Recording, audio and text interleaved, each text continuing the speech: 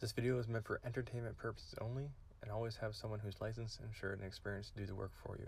Please enjoy. Hey guys, so we're working on the beast behind me. My neighbors are doing some home renovations.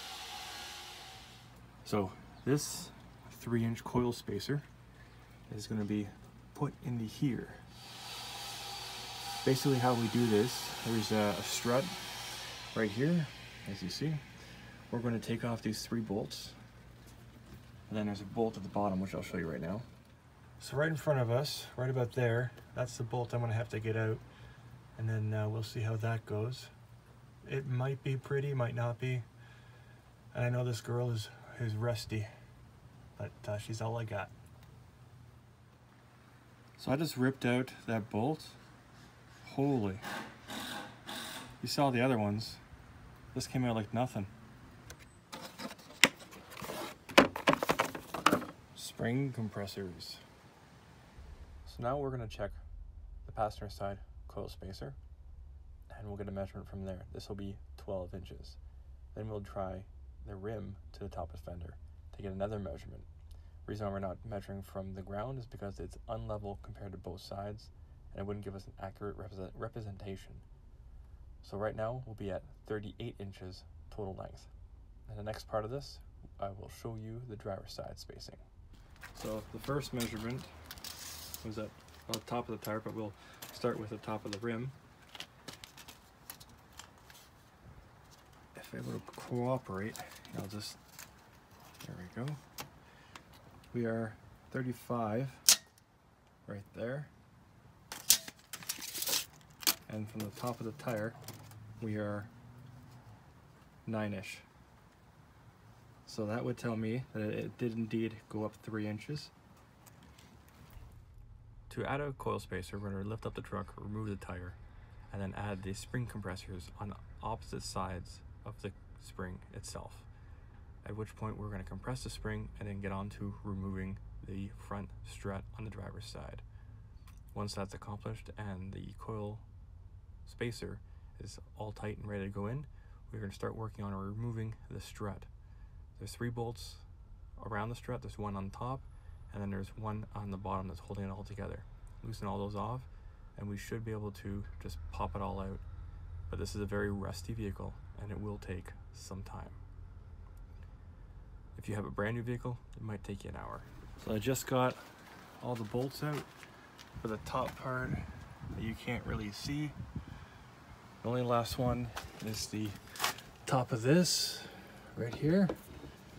Get you right there that I can't reach, and it just spins. So I tried to break it, couldn't do it. So now we're just gonna pop this out and see what happens.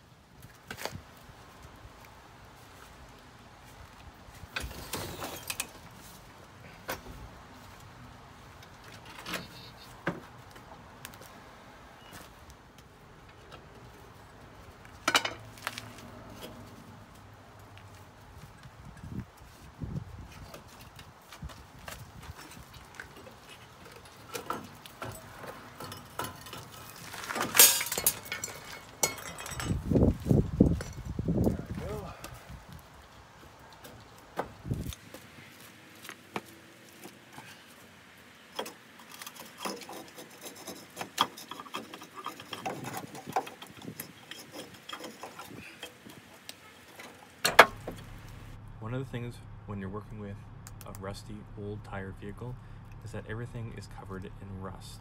Sometimes you get lucky, most times you don't. So the best way to deal with like a stuck bolt or a stuck nut or whatever it is to clean the threads before you remove it. Once you clean the threads, it will come off a lot easier, which is in the case of this. Once I realized it, I'm like, you know what, I'll take the impact, clean the threads, put it all back on, try the exact same process over again with this one minute difference, and the nut actually comes right off. So that being said, keep it lubricated, guys, and you'll have an easy install. So the next part of this installation is cleaning everything best I can. I'm using waterproof grease for both mating points, and I'm installing the coil spacer first. And then when I install the coil, I start with the top of the coil, mating up to the coil spacer, and then I fix it in using a flex bar or a torque bar or a crowbar, whatever you want to call it. Once that's in place, I flex the spring, the bottom part of the spring, and I pop it back into its original position. At that point, I start undoing the coil spring compressors and never use an impact. You'll see me using it because I just want it done.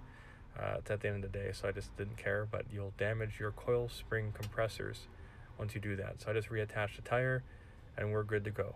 Everything is done. Yes, I'll be getting new struts. Believe it or not, guys, I was anticipating doing this little front end lift with just hand tools. That quickly went out the window, along with, I already knew I needed front struts. That was going to be a guaranteed, especially when they look like this. So the reason why I wanted to do this, just so everybody knows, is so that I can move my truck in and out of my driveway. Do I need struts for that? No, but I am going to put them in. I have to find out which ones are going to work for me, because I just added 3 inches, so they have to be 3 inches longer. Everything went really well. Before you start any project, make sure you have good quality tools. These are some from Princess Auto, so they're not the best quality, but they do the work.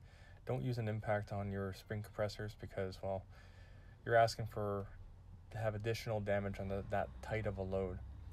Take care of your tools, and they will take care of you.